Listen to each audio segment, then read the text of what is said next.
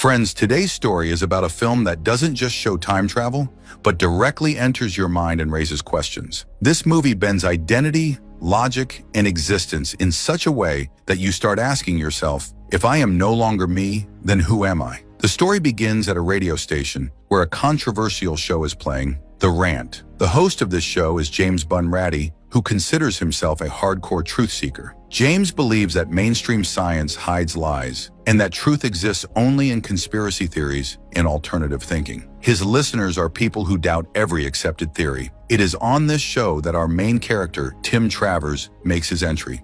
Friends, this is our story's hero, or rather, an anti-hero. Tim is neither a doctor nor a mainstream scientist. When James calls him an alternative scientist, Tim immediately stops him and says that alternative science is for bored housewives with crystals and closet racists. Tim is arrogant, sharp, and socially broken as well. He was expelled from school because of behavioral issues, but the ironic thing is that his grades were always top class. James asked Tim a direct question. What exactly is the time traveler's paradox? Tim explains that it is a thought experiment. Suppose a scientist builds a time machine that goes exactly 1 minute into the past. Now that same scientist goes back and kills his younger self. The question is, if the younger self is dead, how does the future scientist still exist? A person who should not exist is standing right there. That is the paradox. And paradoxes, according to Tim, are impossible. Now the scene shifts to Tim's lab, and this is where the film really starts playing its real game. Friends, Tim didn't just create a theory, he actually activated a time machine. He goes into the past and comes face to face with his younger version. And guess what he does? Without hesitation, Tim kills his own younger self. But here comes the biggest twist. Nothing changes. Causality stays intact. Reality does not break.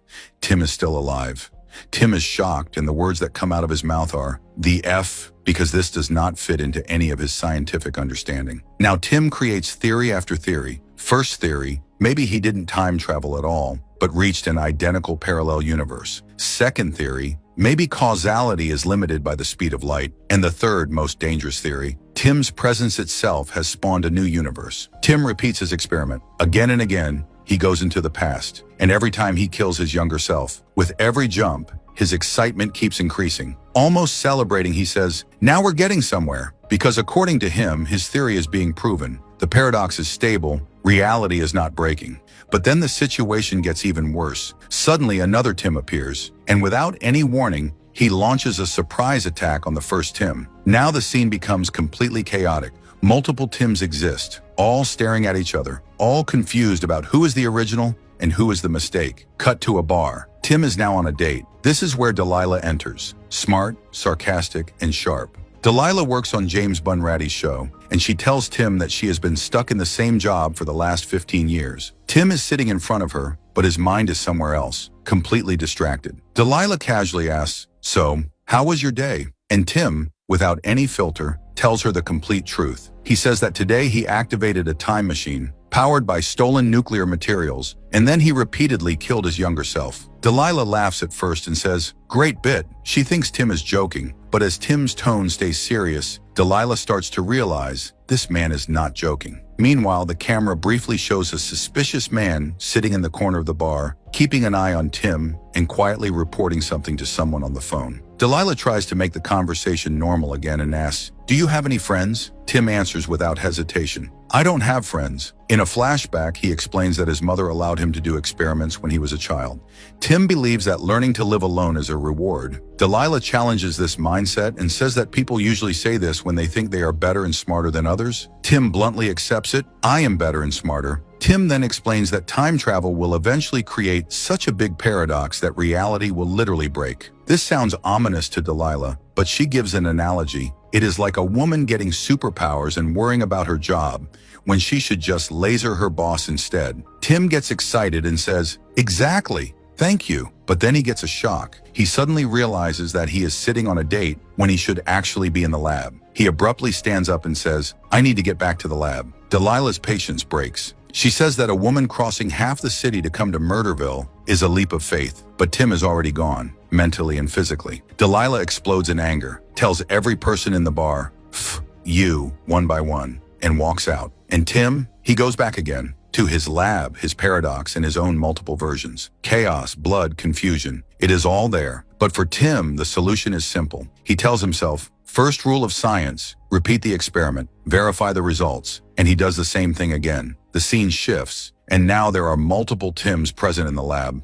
Dozens of versions. They all look the same, all equally confident, equally arrogant, and now they are all arguing with each other. One Tim angrily asks another, "You break the world for no point but to prove you can do it. What then?" But the data is cold, emotionless. The results are perfectly consistent. More than 30 loops have already happened, and still no perceivable paradox. Reality is still intact. As the confusion increases, the Tims start wearing name tags, so they can tell who is who. The irony is that without labeling himself, Tim can no longer recognize himself. Cut back to the bar. Delilah has come back to get her scarf. The moment she sees Tim, she is shocked. "I thought you had to go back to the lab." Tim is genuinely confused. "Wasn't that yesterday?" Delilah tells him. "All of this happened just 2 hours ago." Tim realizes it and, almost impressed, says, "Wow, I did way too many loops." Delilah sarcastically asks, "Loops? What is that? Some kind of drink?" And then she orders him, "Come buy me one. You owe me." Cut to the lab.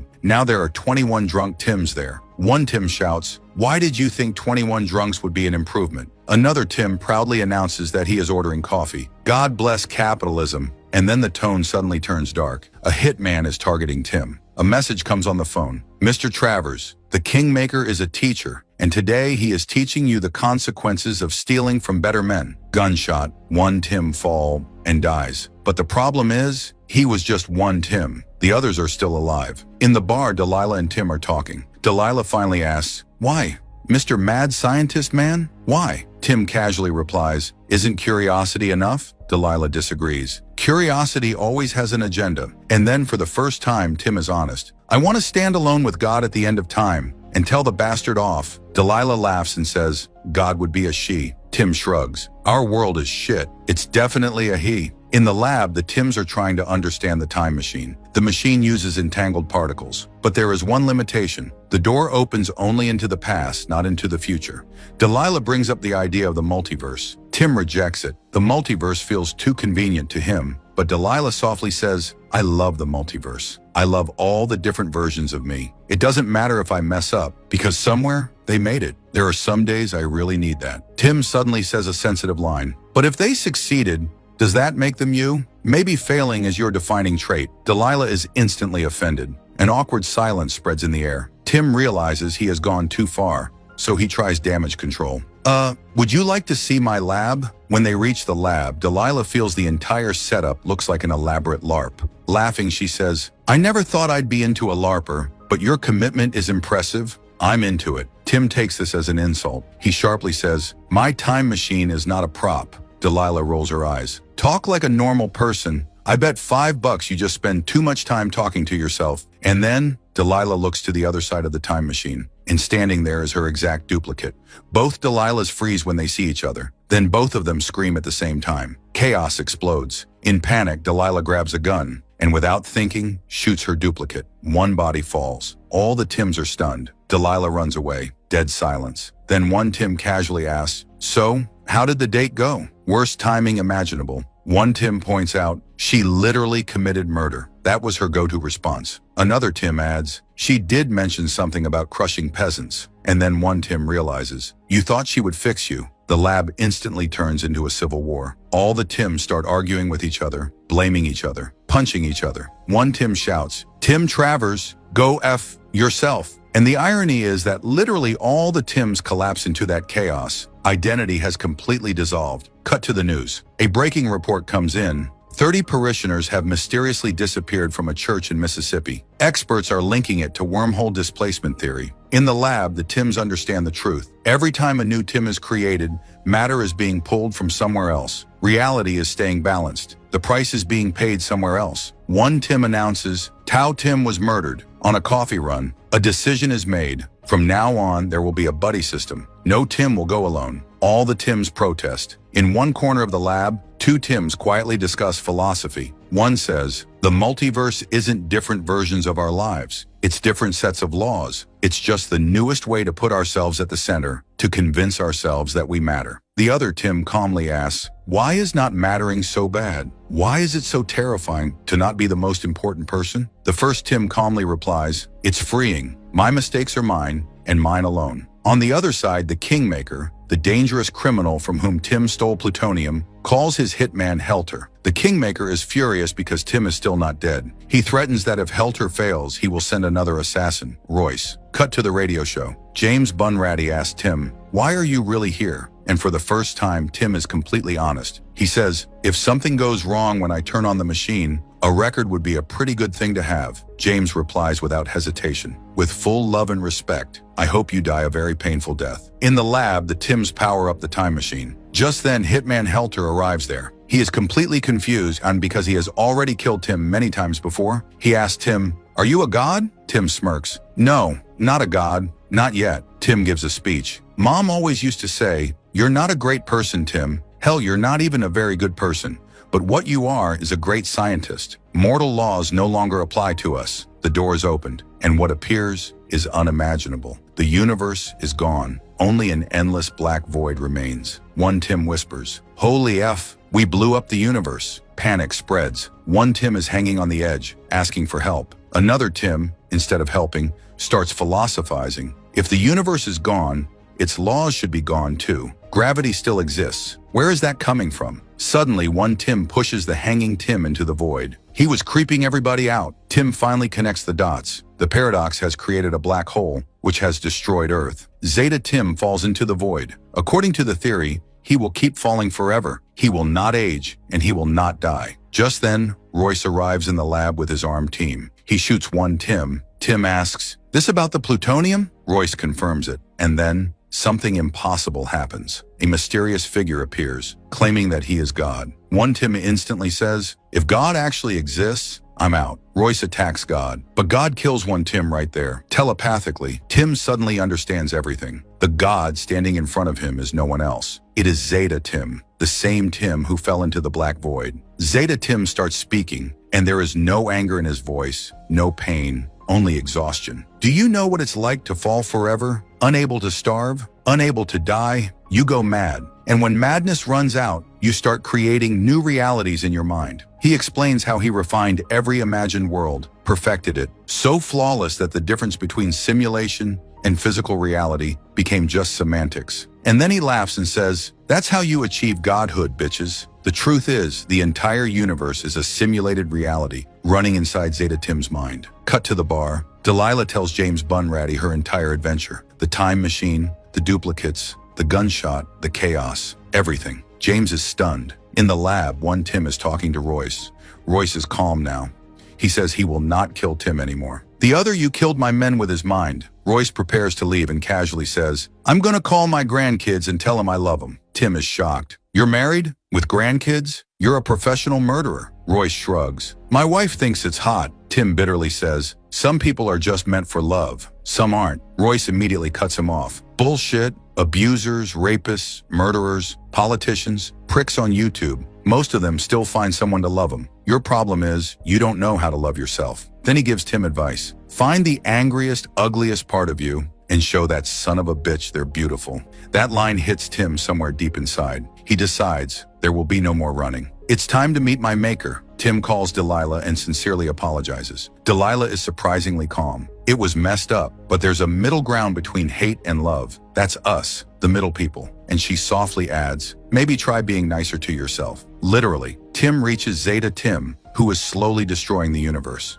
Zeta Tim says, they left me in a black hole, alone, literally forever. Tim quietly replies, that wasn't cool. I wasn't part of that. Zeta Tim stops. Guess that makes you the best of us. Tim steps forward and says, then let's find out, together? Tim and Zeta. Tim finally reach the center of the universe. There they meet the actual God, who casually introduces himself as the simulator of your universe. Tim asks a direct question, is there a meaning of life? God replies without emotion, yes, but it has nothing to do with humans. This simulation exists to maximize a specific numerical output. Humanity is just a randomly generated background element. Hearing this, Tim snaps, we broke your simulation. Tim Travers is the most important person in the entire universe. Ever! God gets irritated. Great, now I'll have to reset this universe. Tim immediately pushes back. Reset? What does that even mean? Do you exist outside this universe? God hesitates, then tells the truth. He is not a divine being. He is a storyteller. For spiritual growth and compensation, Tim asks, confused. Like a novelist? God awkwardly adds. Yes, but with a publisher. Pause. Self-publishing. Now both Tim and Zeta Tim go into full roast mode.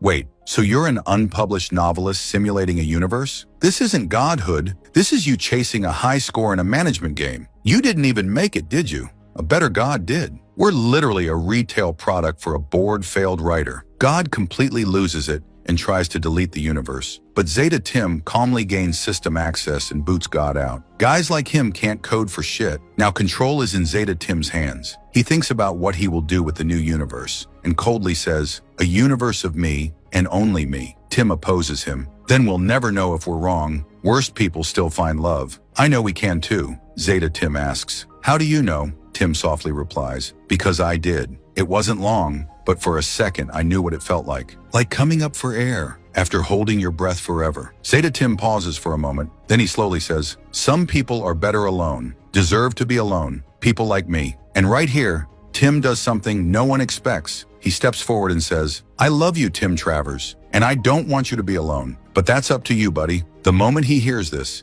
Zeta Tim breaks down. For the first time, someone has not come to fix him, not to change him, just to accept him. Zeta Tim decides to make a new beginning. Just take 1 point of infinite energy, add will, time, and that should make one big bang. Cut. Tim finds himself near the time machine at the exact moment where everything started. He mutters to himself, what am I doing? I've got a date tonight. Tim, what were you thinking? He starts to leave the lab, then stops. But on the other hand, a voice comes from behind. Dumb! Tim turns around in shock. And friends, this is where this incredible journey ends. Now the question is, what do we learn from this movie? Maybe this: we all feel alone, no matter how many versions of ourselves exist. Self-love is not a motivational quote. It begins when you stop running away from your worst, most shameful, most damaged version. Maybe the universe has no grand meaning. Maybe we really are randomly generated background elements in the management game of a bored, failed writer. But that does not mean our feelings are fake, our connections are meaningless, or our moments are worthless. Throughout the movie, Tim keeps running from himself, keeps killing himself, keeps trying to prove himself. And in the end, he understands this. The real paradox was not time travel. The real paradox was trying to escape yourself while hating yourself. When Tim said, I love you to Zeta Tim, that is when the universe changed. A professional killer like Royce could still find love and family. A cynical girl like Delilah could find a middle ground between hate and love. So why not Tim Travers? And the most ironic thing, God himself turned out to be a failed writer. But if even God can be imperfect, then maybe our imperfection is not a failure. Think about it, friends. And if this story touched you even a little, then maybe you also accepted one of your versions. Just a little.